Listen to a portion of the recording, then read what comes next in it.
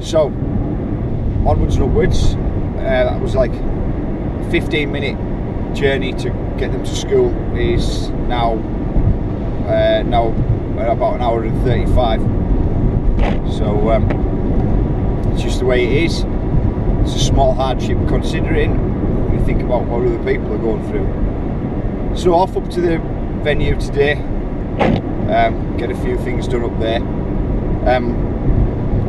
I just wondered, have you guys seen the news about the GT team? I'm presuming by the time that I release this video that you will have done. The downhill team of Bulldog, Sambo and Win Masters is amazing. That's a really cool team.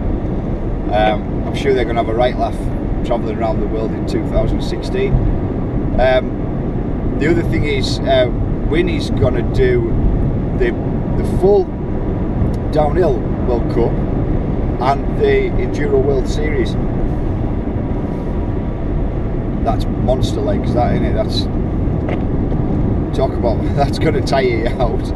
But you know, good on him. That's a very cool thing. If you can pull it off and do them well, that's a cool achievement. Anyway, so we're here. We're finally north side of Penrith and making our way over to the venue. So let's go and see what's going on. Hiya again. Right, it's not a great day for filming. It's pretty dark.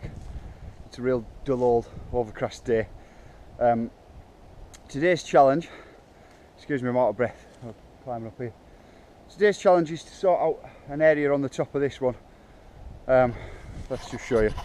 So essentially, we're bringing you down through here. We're down in between these two trees.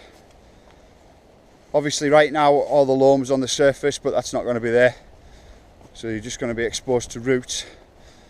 And then coming down into here, cut away this bit of old fence that is coming up, and then we have an area, and I don't know if it's showing up that well on GoPro, but we've got an area to line. You can probably see axe to sledgehammer to rake handle. So the idea is, what we're looking for is to come down here and gap these two tree stumps. So the first tree stump is one that was both of them are leaning trees. So the first one with the axe in is where I'd like to gap from, and the one with the sledgehammer is where I'd like to gap to. And then where the rake is, coming down here to show the rake, is the line that you're kind of, maybe just to the left of the rake where you're kind of heading out. So bearing in mind that, you know, GoPro doesn't show up that well, try and have a look sideways on. It's not actually that far, it's only a couple of bike lengths, but you can see that the gap is from one stump across to the next and then out and down. The idea with this one is, well, usually I build the takeoffs first to make sure that they all send up the way that we want them to do. But what we're actually trying to achieve here today is to put you down on a landing to line you up for the next section. This isn't about being super techers, so that you're going to have to change a little bit of shape in the air, but I don't want the shape changes to be huge. To be fair, I've already got really big plans and big jumps for Beggars Canyon, so this one that used to be called GDH1, it doesn't need to have that much techer on it. There's got the roots and the slope, and the twist of the track itself is providing all of that for us. You don't need to start and force things in there. But I would like this gap jumping. So again, like I said, well, looking at it, it's about 2.5 bike lengths, but there's a decent run into it. So I'm going to do something a little bit different today. I'm going to build in the landing first, and then I'm going to line the takeoff up to it so that you hit the landing. So the takeoff's going to be a little bit more tricky because it's got to have a sweet run into it. You don't want to be fighting to get onto the tranny of the takeoff. So I just need to make sure that lines up. But I think it's going to be, in this instance, it's going to be easier to have the landing there to spot and build a jump to make sure you get to the landing. So we'll get on with that. Right folks, I'm aware that I'm probably losing light pretty badly here, and I'll try and adjust the exposure a bit if I can in the edit.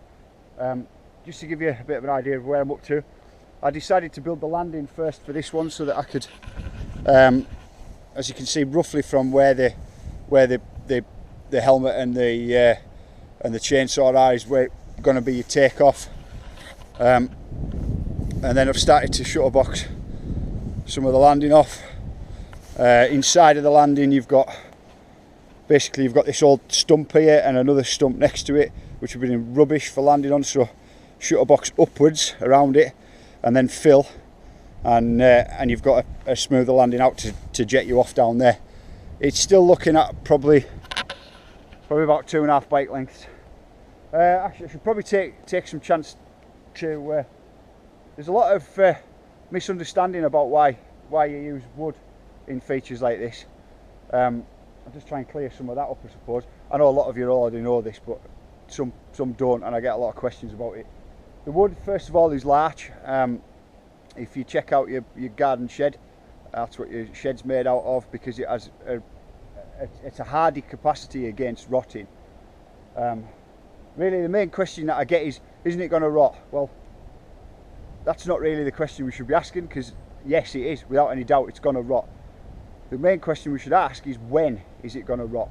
So, I'm not sure if many of you are familiar with pouring concrete, but you use wooden shuttering. You're not actually building out of the wood.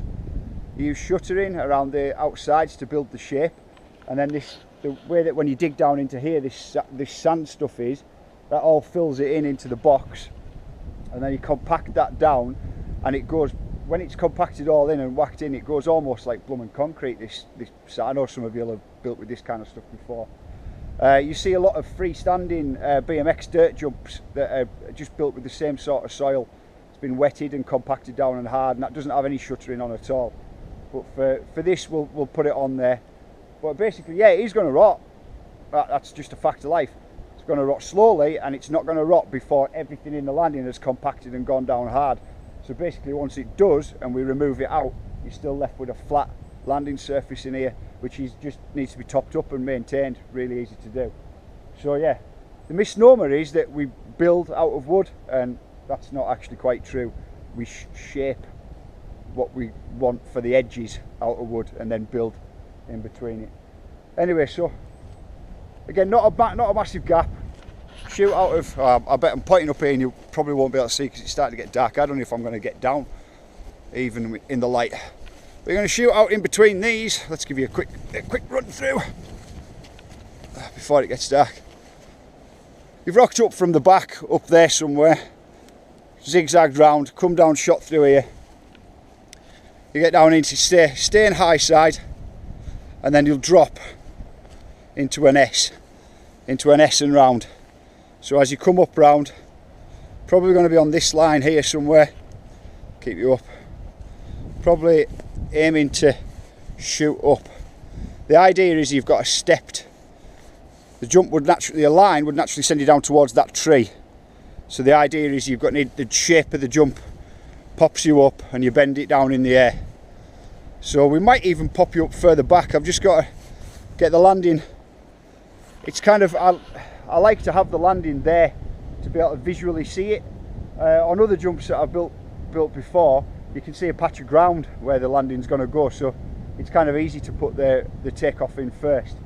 But on this one, because of all that, there's kind of dead stuff in there, I need to build up and over it to build the landing down. So that's what we've done.